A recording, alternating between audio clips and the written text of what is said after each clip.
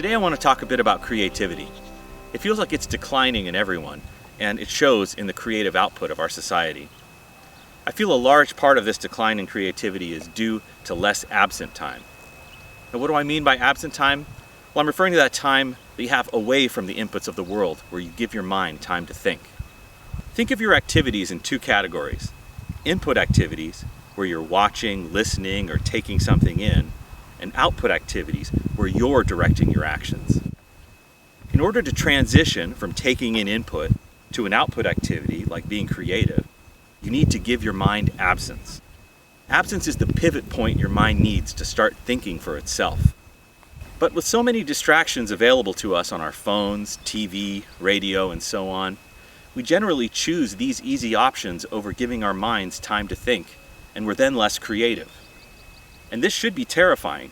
Creativity is not just about making art. It's what makes us individuals, helps build our personalities, and helps us make critical decisions in life.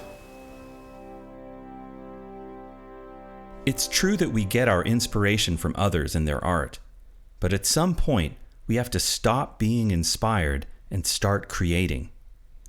We playfully celebrate people's overconsumption of movies, television, or books, calling them movie buffs, bingers, or bookworms.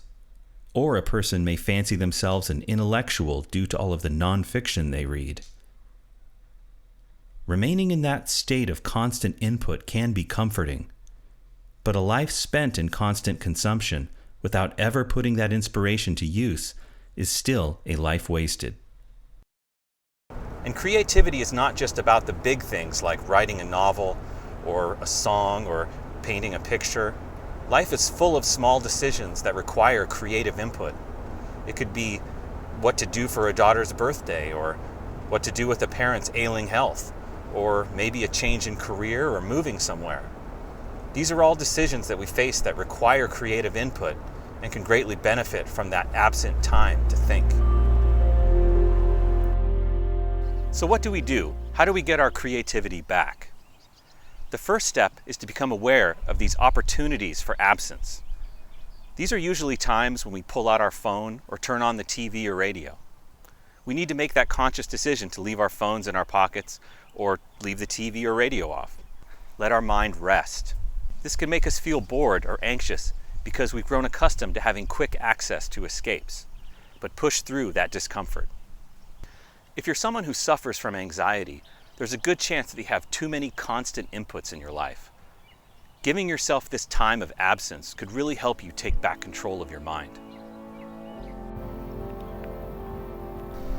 Taking these steps will slowly rewire your brain. Just as with bad habits that get stronger over time, building good habits, like finding moments of absence, will get easier over time and you'll see greater results.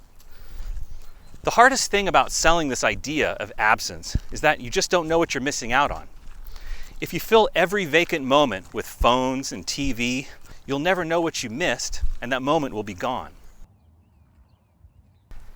What we create is an extension of our own existence. It's a major part of truly being alive. To not create is like death.